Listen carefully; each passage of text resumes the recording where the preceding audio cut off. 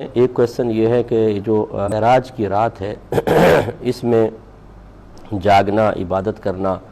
اور پھر اگلے دن روزے کا اہتمام کرنا، اس کی کیا شرعی حیثیت ہے؟ دیکھیں، یہ کوئی فرض یا واجب نہیں ہے، یقیناً کوئی بھی اس کو فرض یا واجب نہیں کہتا، لیکن مسلمانوں کی ایک بہت بڑی تعداد اور خصوصاً ہندوستان پاکستان میں اس رات کا اہتمام کیا جاتا ہے، یعنی عبادت کا اہتمام کرتے ہیں، اجتماعات رکھے جاتے ہیں، ان میں بیانات ہوتے ہیں، اسی طرح نعتیہ محافل کا انعقاد ہوتا ہے اور اگلے دن لوگ روزے کا اہتمام بھی کرتے ہیں۔ اگر انہیں لازم و ضروری نہ سمجھا جائے، اس طرح لازم و ضروری سمجھنے کا مطلب ہمیشہ یاد رکھیے گا یہ ہوتا ہے کہ اگر نہیں کرو گے تو گناہ گار ہوگے، نہیں کرو گے تو آخرت میں پکڑ ہوگی۔ اگر کوئی اس نظریے کے ساتھ، اس سوچ اور نیت کے ساتھ اس رات کو جاگے اور اگلے دن روزے کا اہتمام کرے تو یہ بالکل غلط ہوگا۔ لیکن اگر کوئی صرف اس لیے کہ چلیں تمام رات سوتے رہتے ہیں، اگر اس رات میں جاگ کر اللہ تعالیٰ کی عبادت کر لی جائے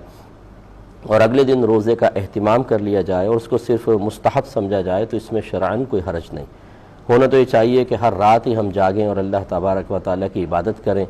روزانہ روزے رکھیں اگر اللہ تعالیٰ ہمت دے، لیکن یہ سب سے نہیں ہو سکتا تو کم از کم کچھ ایسی راتیں،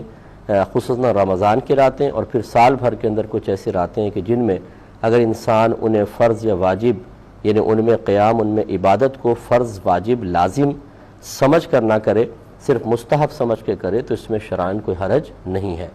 بعض لوگ کہتے ہیں اس رات میں جاگنے کی کوئی فضیلت بیان کریں، اگلے دن روزہ رکھنے کی کوئی فضیلت، تو ایسی کوئی فضیلتیں قرآن و حدیث میں بیان یقیناً نہیں ہوئی ہیں، اگرچہ منع بھی نہیں کیا گیا ہے۔ تو یوں نہ تلاش کریں، پھر یہ ہوتا یہ ہے کہ جب آپ اس طرح کے کویسچنز کرتے ہیں، ہر ایک سے کرتے ہیں، تو پھر کچھ لوگ الٹی سیدھی مطلب غلط قسم کی باتیں بنا لیتے ہیں، وہ پوسٹ وغیرہ کر دیتے ہیں، ہم سمجھتے ہیں کہ جی یہ اسی رات سے متعلق قرآن میں یا حدیث میں بیان ہوا ہے، اور اس طرح غلط فہمیاں عام ہوتی ہیں۔ بس یہ سمجھ لیں کہ اس رات میں عبادت کرنا فرض یا واجب نہیں تو منع بھی نہیں، تو اگر کوئی کرنا چاہے بہت اچھی بات ہے، جو نہ کرنا چاہے ساری رات سوتا رہے اسے کوئی ملامت نہیں۔ اگلے دن روزہ رکھنا چاہیں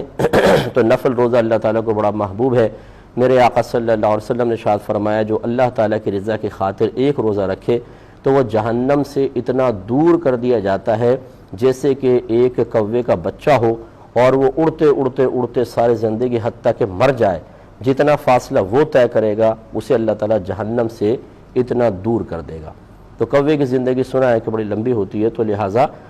یہ سمجھانا مقصود ہے ایک حصی مثال کے ذریعے کہ اللہ تعالیٰ ایسے شخص کو جہنم سے بہت دور کر دیتا ہے۔ تو آپ یہ کہہ سکتے ہیں اگر کوئی کل کا روزہ یعنی معراج کی رات سے اگلے دن روزہ رکھتا ہے تو اس کو اللہ تعالیٰ یہ اجر و ثواب بھی، برکات سے بھی نواز دے گا۔